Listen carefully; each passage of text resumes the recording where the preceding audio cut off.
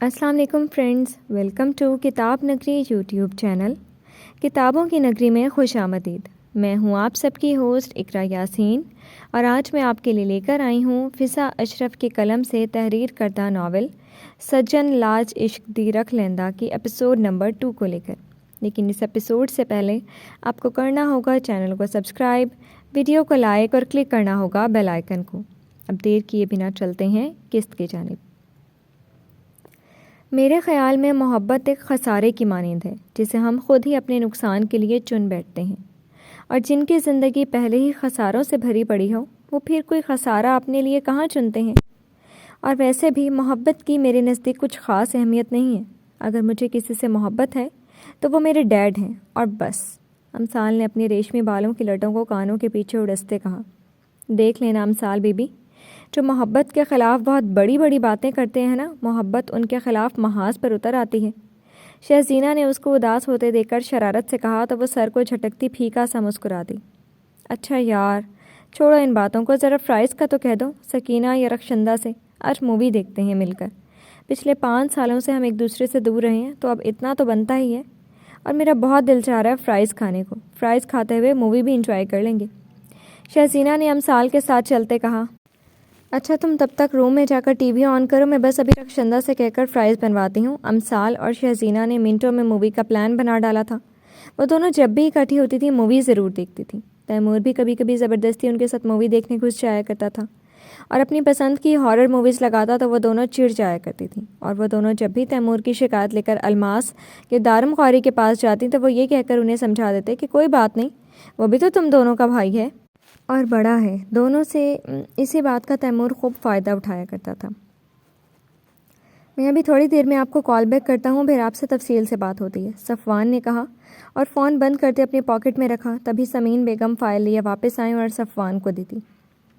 شکریہ آنٹی، صفوان نے مسکراتے ہوئے کہا، اور ان کے ہاتھ سے فائل لیے گیسٹ روم کی جانب بڑھا ہی تھا جب بے دہانی میں سامنے تیزی سے آتی امثال اس سے برے طریقے سے ٹکرائی تھی۔ اوف، او مائی گاڈ، اپنے ماتھے پر ہاتھ رکھتے امثال نے درد زدہ لہجے میں کہا تھا، جبکہ صفوان تو اس اچانک ہو جانے والی ٹکر پر حیران پریشان رہ گیا تھا۔ آپ ٹھیک تو ہیں؟ صفوان نے اسے اپنا سر پکڑے بیٹھے دیکھتے بے ساختہ پوچھا تھا۔ امثال نے اپنے ماتھے پر ہاتھ لگا کر اپنا ہاتھ واپس آنکھوں کے پاس لایا تھا۔ خون دیکھنے کی کوشش کی گئی تھی، مگر صد شکر کہ ایسا کوئی معاملہ پیش نہیں آیا تھا۔ بس اس کا ماتھا صفوان کے مضبوط شانے سے ٹکرایا تھا، جس کی وجہ سے اس کا دماغ گھوم رہا تھا۔ آپ ہو کون اور ہمارے گھر میں کیا کر رہے ہو؟ امثال نے جلدی سے کھڑے ہوتے اپنے ماتھے کو مسلتے اسے کھا جانے والی نظروں سے گھورتے پوچھا۔ وہ میں صفوان ابھی بولنے ہی والا تھا جب امثال قوری نے اس کی بات کاٹی تھی۔ اندھے ہو کیا؟ اپنی آنکھیں یا کرائے پر دے کر آئے ہو آپ؟ امثال غصے سے بولی تھی، ماتھے میں ٹیسیں سی اٹھ رہی تھیں۔ صفوان نے بے ساختہ حیرانگی اور غصے کے ملے جلے تاثرات لیے اپنے سامنے کھڑی نازک سی لڑکی کو دیکھا تھا، جو اپنی غلطی پر ایکسکیوز کرنے کی بجائے الٹا اسے ہی سنا رہی تھی۔ محترمہ، کرائے پر آنکھیں اپنی میں نے نہیں بلکہ آپ دے کر آ رہی ہیں، اور میرا خیال ہے اپنی آنکھوں کے ساتھ ساتھ زبان بھی کسی کو ادھار دے آئی ہیں، صفوان نے نہایت پرسکون لہجے میں کہا، اور سامنے کھڑی لڑکی کو اگنور کرتا سائڈ سے نکلنے لگا تو امثال نے تیزی سے غصے میں پیچ و تاب کھاتے اپنا پاؤں اس کے راستے میں حائل کر دیا تھا۔ جب اچانک سے صفوان کا پاؤں الجھا تو اس نے گرنے سے بچنے کے لیے بے ساختہ لاشعوری طور پر امثال قوری کو تھاما تھا۔ امثال قوری تو اس افتاد پر بوکھلا سی گئی تھی۔ اس نے صفوان کو زور سے پیچھے دھکا دینا چاہا تو صفوان نے گرنے سے بچنے کے لیے اسے اپنے ساتھ کھینچا تھا۔ اسی مٹ بھیڑ میں نہ جانے کب امثال قوری صفوان کے مضبوط سینے سے ٹکرائی تھی۔ صفوان تو لمحے بھر کو گڑبڑا ہی گیا تھا۔ اس نے تو بس اس لڑکی کی بدتمیزی کا جواب دینا چاہا تھا، مگر یہاں تو کچھ اور ہی معاملہ درپیش آ گیا تھا۔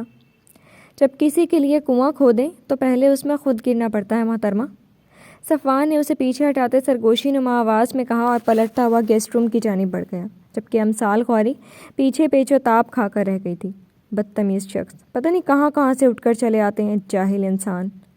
امثال نے اسے خوب القابات سے نوازا اور بگڑے موڈ کے ساتھ اپنے کمرے میں چلی گئی۔ امثال بچے، جلدی سے اچھا سا تیار ہو جاؤ، آج تمہاری پھپھو کی طرف جانا ہے۔ دارم کہہ رہے تھے کہ الماس آپا کا فون آیا تھا اور وہ بتا رہی تھی کہ آج تیمور کے رشتے کے لیے وہ شائستہ آپا کے ہاں جانا چاہ رہی ہیں، تو اس لیے انہوں نے ہمیں فون کر کے بلوایا ہے۔ سمین بیگم اس کے کمرے میں داخل ہوتی محبت سے بولی۔ امثال جو بیڈ پر لیٹنے کے انداز سے بیٹھی لیپ ٹاپ گود میں رکھے اپنی کسی دوست سے ویڈیو کال پر بات کر رہی تھی، سمین بیگم کو دیکھتے سیدھی ہو کر بیٹھی اور لیپ ٹاپ بند کرتے ان کی جانب متوجہ ہوئی۔ آپ کو معلوم ہونا چاہیے کہ کسی کے کمرے میں آنے سے پہلے ناک کرتے ہیں اور پھر اجازت ملنے پر اندر آتے ہیں، امثال نے تیکھے لہجے میں کہا۔ سوری بیٹا، بس جلدی میں تمہارے ڈیڈ کا پیغام دینے آئی تھی تو دروازہ ناک کرنا بھول گئی، سمین بیگم نے اپنی غلطی تسلیم کرتے کہا تھا۔ آپ جا سکتی ہیں، امثال نے روکھے لہجے میں انہیں دیکھتے کہا اور دوبارہ اپنے کام میں مصروف ہو گئی۔ دارم کہہ رہے تھے کہ جلدی تیار ہو جائے، وہ بس تھوڑی دیر میں آفس سے نکلنے والے ہیں، سمین بیگم نے اسے پھر سے لیپ ٹاپ کھولتے دیکھتے کہا۔ اوکے، اب آپ جائیے پلیز، بلا وجہ تنگ مت کرتی رہا کریں مجھے، امثال نے بدتمیزی سے کہا تو سمین بیگم ہلکی مسکراہٹ اس کی جانب اچھالتی اس کے کمرے سے باہر نکلتی چلی گئی۔ آنسوؤں کا ایک گولا سا ان کے حلق میں اٹک چکا تھا۔ اپنے کمرے کی جانب جاتے ان کے دماغ میں ماضی کی کئی کربناک یادیں تازہ ہونے لگی تھی جو ان کی زندگی سے ہمیشہ کے لیے خوشیوں کو دور بہا کر لے گئی تھی۔ سحر، آپ کتنی خوش قسمت ہیں نا، آپ کو اتنا اچھا گھر ملا، اتنی محبت کرنے والا سسرال ملا اور سب سے بڑھ کر آپ کو محبت نچھاور کرنے والا شوہر ملا۔ سچی میں آپ بہت ہی خوش قسمت ہیں، سمین نے سحر کے گرد اپنی باہوں کا گھیرے ڈالتے ہوئے خوشی سے کہا تھا۔ سحر اس کی باتوں پر بے ساختہ مسکرا دی تھی۔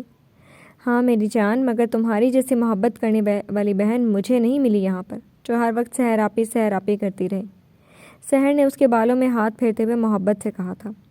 سحر، سحر کہاں ہو؟ دارم سحر کو آوازیں لگاتا روم تک آیا تھا۔ جی، آپ کو کوئی کام تھا کیا؟ سحر جلدی سے کھڑی ہوتی ہوئی بولی تھی۔ الماس آپا کب سے نیچے آئی بیٹھی ہیں اور تم اوپر آرام سے بیٹھی ہے، اپنی بہن کے ساتھ گپے ہانک رہی ہو، کچھ خبر بھی ہے تمہیں؟ دارم آپ غصے سے بولا تھا۔ مگر مجھے تو نہیں پتا کہ الماس آپا آئی ہیں، سحر نے کہا۔ اپنے مائکے سے دھیان ہٹاؤ تو تمہیں پتہ چلے نا کہ کون آیا ہے اور کون گیا ہے، دارم اپنی ٹائی کی نوٹ ڈھیلی کرتے غصے سے کہتا وہاں سے واک آؤٹ کر گیا تھا، جبکہ سمین حیران و پریشان سے سحر کو دیکھنے لگی تھی۔ تیار ہونے کے بعد اس نے آئینے کے سامنے کھڑا ہوتے اپنے جائزہ لیا تھا۔ گرین کلر کی کیپری جو گھٹنوں سے اوپر تک آ رہی تھی اور گرین کلر کی پلین شرٹ اور سوٹ کے ہم رنگ دوپٹہ ایک کندھے پر لٹکائے ہلکے پھلکے میک اپ میں وہ بہت خوبصورت لگ رہی تھی۔ ڈیڈ آئے کیوں نہیں ابھی تک؟ گھڑی کی جانب دھیان کرتے اس نے سوچا اور دارم خوری کا نمبر ڈائل کرنے لگی۔ السلام علیکم ڈیڈ، آپ تو کہہ رہے تھے کہ بس آدھے گھنٹے تک گھر پہنچ جائیں گے اور اوپر سے 2 گھنٹے ہو گئے ہیں مگر آپ ابھی تک آئے نہیں، میں کب سے تیار ہوئے بیٹھی ہوں، امثال نے ناراضگی سے کہا۔ آئی ایم سوری میری جان، میں آپ کو فون کر کے انفارم نہیں کر سکا، وہ دراصل آفس میں میرے کچھ دوست آئے ہوئے ہیں جس کی وجہ سے میں آ نہیں سکا، تم پریشان مت ہو، میں ابھی صفوان کو بھیجتا ہوں، وہ تمہیں اور تمہاری ماما کو الماس آپا کی طرف ڈراپ کر دے گا۔ مگر ڈیڈ آپ ساتھ جاتے نا، امثال نے منہ پھلاتے کہا تھا۔ ارے میرا بچہ، میں بتا رہا ہوں نا، اچانک سے میرے کچھ پرانے دوست مجھ سے ملنے آفس چلے آئے، میں انہیں چھوڑ کر بھی تو نہیں آ سکتا نا، اور میں کوشش کروں گا جلدی فارغ ہو کر وہاں آنے کی، لیکن اگر نہ آ سکا تو فون کر کے الماس آپا سے معذرت کر لوں گا۔ ٹھیک ہے ڈیڈ، جیسا آپ کہیں، میں شکور سے کہتی ہوں اور ڈرائیور سے کہے گاڑی نکالے۔ نہیں بیٹا، ڈرائیور تو 2 دن کی چھٹی پر اپنے گاؤں گیا ہے، تم فکر نہ کرو، میں صفوان کو فوراً بھیجتا ہوں، وہ تم دونوں کو الماس آپا کی طرف چھوڑ دے گا۔ اوکے ڈیڈ، اللہ حافظ، امثال نے فون بند کرتے۔ امثال کا غصے سے برا حال تھا، اس نے صفوان کے ساتھ ساتھ پھپھو کے ہاں جانے سے منع کر دینا چاہا مگر پھر ڈیڈ کے بارے میں سوچتی خاموش ہو کر رہ گئی۔ اگر مجھے پتا ہوتا نا ڈیڈ اس بدتمیز اکڑو شخص کو بھیجنے والے ہیں ہمیں پھپھو کے ہاں ڈراپ کرنے کے لیے تو میں فوراً سے پہلے ڈیڈ کو منع کر دیتی، امثال نے گاڑی کی پچھلی سیٹ کا دروازہ کھول کے اندر بیٹھتے سوچا۔ آنٹی کیسی ہیں آپ؟ سمین بیگم گاڑی میں بیٹھی تو صفوان نے گاڑی سٹارٹ کرتے روڈ پر ڈالتے سمین بیگم سے پوچھا تھا۔ ہاں صفوان بیٹا، میں ٹھیک ہوں، آپ کیسے ہیں؟ جی آنٹی، اللہ پاک کا شکر ہے، آپ کی دعائیں ہیں، صفوان نے مسکرا کر جواب دیا۔ صفوان کی نگاہ بے ارادہ پچھلی سیٹ پر بیٹھی امثال پر پڑی تھی جو لبوں پر قفل ڈالے شیشے سے باہر کے مناظر دیکھنے میں مگن تھی۔ امثال بیٹا، اب اپنے بابا کو فون کر کے بتا دو کہ ہم آپا کے ہاں جانے کے لیے نکل چکے ہیں، سمین نے خاموش بیٹھی امثال سے کہا تھا۔ آپ کو پریشان ہونے کی ضرورت نہیں ہے، میں ڈیڈ کو بتا چکی ہوں، امثال نے بے اعتنائی سے کہا۔ سمین بیگم صفوان کے سامنے امثال کا ایسا لہجہ سن کر شرمندہ سی ہوئی تھی، مگر امثال غوری کو کسی قسم کی کوئی پرواہ نہیں تھی، وہ مارے باندھے اس وقت اپنے 2 ناپسندیدہ لوگوں کے ساتھ موجود تھی، یہی اس کے لیے مشکل ترین امر تھا۔ امثال غوری سے دوسری سرسری اور زبردستی کی ملاقات میں صفوان کو یہ اندازہ تو ہو چکا تھا کہ دارم سر کی بیٹی نہایت بدتمیز اور اکھڑ مزاج ہے، جسے اپنی ماں کا بھی رتی برابر لحاظ نہیں ہے۔ بہت بہت مبارک ہو سحر آپی آپ کو، ماشاءاللہ بہت پیاری ہے آپ کی بیٹی، بالکل آپ پر گئی ہے۔ سمین نے امثال کو گود میں لے کر اسے پیار کرتے کہا تھا۔ خالہ کیوں نہیں آئی، ان کو بھی لے آتی نا؟ سحر نے سمین کی امی کے بارے میں پوچھا۔ وہ دراصل سحر آپی کی امی کہہ رہی تھی کہ وہ آپ کے لیے اور امثال کے لیے کچھ شاپنگ کرنا چاہتی ہیں، تو اسی لیے وہ راستے میں اتر گئیں، بس کچھ ہی دیر میں آتی ہوں گی۔ سحر کے ماں باپ کا اس کے بچپن میں ہی انتقال ہو چکا تھا۔ وہ اپنے والدین کی اکلوتی اولاد تھی۔ والدین کی وفات کے بعد خالہ اسے اپنے گھر لے گئی تھی اور وہاں ہی اس نے اپنی جوانی کی دہلیز پر قدم رکھا اور پھر بیاہ کر اپنے پیا گھر سدھار گئی۔ دل و جان سے محبت کرنے والی خالہ اور سمین جیسی کزن کو چھوڑ کر اسے اپنے سسرال میں دل لگانے میں کافی دیر لگی تھی۔ شہزینہ کی شادی سے پہلے الماس پھپھو نے تیمور کی منگنی کا پروگرام فائنل کیا تھا۔ 2 دن بعد تیمور کی منگنی تھی۔ فرحین سے اور تیمور سمیت باقی سب بھی بہت خوش تھے۔ امثال بچے، آپ کل اپنی ماما کے ساتھ چلی جانا اور تیمور کی منگنی کے لیے شاپنگ کر لینا، دارم خوری نے اسے 5-5 ہزار کے کئی نوٹ پکڑاتے ہوئے کہا۔ نہیں ڈیڈ، ماما کے ساتھ میں نہیں جا سکتی، امثال نے بے ساختہ کہا تھا۔ کیوں؟ دارم غوری نے سنجیدگی سے پوچھا تھا۔ ڈیڈ، آپ جانتے ہیں یہ عورت میری ماں کی قاتل۔ بس امثال، میں اور کوئی الفاظ آپ کی زبان سے نہ سنوں۔ دارم غوری نے ہاتھ اٹھاتے امثال کو بولنے سے باز رکھا تھا، جبکہ پاس کھڑی سمین بیگم کی ٹانگیں کانپنے لگی تھیں۔ آج پہلی بار دارم غوری نے امثال سے ایسا سخت لہجہ اپنایا تھا۔ امثال بے یقینی سے اپنے باپ کو دیکھتے وہاں سے روتی ہوئی واک آؤٹ کر گئی تھی۔ آج ڈیڈ نے اس عورت کے خاطر مجھ سے اتنے روڈ لہجے میں بات کی، مجھے ڈانٹا۔ روتے ہوئے اس نے اپنے کمرے کی جانب جاتے ہوئے تلخی سے سوچا۔ سر گھر پر ہیں کیا؟ ایکسکیوز می محترمہ۔ ٹی وی لاؤنج میں صوفے پر بیٹھے دارم غوری کا انتظار کرتے صفوان نے کھڑے ہوتے امثال سے پوچھا تھا۔ امثال نے جلدی سے اپنے آنسو پونچھتے اپنا رخ غصے سے صفوان کی جانب کیا تھا۔ آپ مجھے یہ بتا دیں، آپ کو مسئلہ کیا ہے؟ کیوں ہر وقت ہمارے گھر پر منڈلاتے پھرتے ہو؟ اور ڈیڈ سے تمہیں کیا کام ہے؟ رونے کی وجہ سے سرخ ہوتی آنکھوں میں غصے کے تاثرات لیے وہ صفوان کی جانب متوجہ تھی۔ صفوان کی نظریں لہجہ بھر کو امثال خواری کے چہرے میں الجھی تھیں۔ وہ لمحے بھر کو ٹھٹکا تھا، اپنے سامنے کھڑی بدتمیز لڑکی کی آنکھوں میں دیکھتے۔ مجھے سر نے بلوایا تھا، انہیں ہی کچھ کام تھا، صفوان نے اس کے سندر چہرے سے نظریں ہٹاتے کہا۔ امثال اسے کڑے تیوروں سے گھورتی بنا کچھ بولے وہاں سے چلی گئی تھی، مگر صفوان کی نظروں نے دور تک اس کے وجود کا احاطہ کیا تھا۔ صفوان کو اپنی دل کی یکدم بدلتی حالت پر شبہ سا ہوا تھا، مگر اپنا وہم سمجھتے اگنور کر گیا تھا۔ دارم خوری نے امثال کے کمرے میں جا کر اسے چپ کروایا اور اپنے سینے سے لگاتے اسے پچکارنے لگے۔ امثال میری جان، میں آپ سے 1000 مرتبہ یہ بات کہہ چکا ہوں کہ آپ کی ماما کو سمین نے نہیں مارا۔ یہ بس آپ کی بہت بڑی غلط فہمی ہے جس نے آپ کے دل میں اپنی جڑیں پکڑ لی ہیں۔ ڈیڈ، آپ یہ بات کہہ سکتے ہیں کیونکہ آپ اس وقت پاس جو نہیں تھے ماما کی، مگر میں اس بات پر یقین کیسے کر لوں کہ اس عورت نے میری ماما کو موت کے گھاٹ نہیں اتارا، جبکہ میں اس وقت ماما کے پاس ہی تھی۔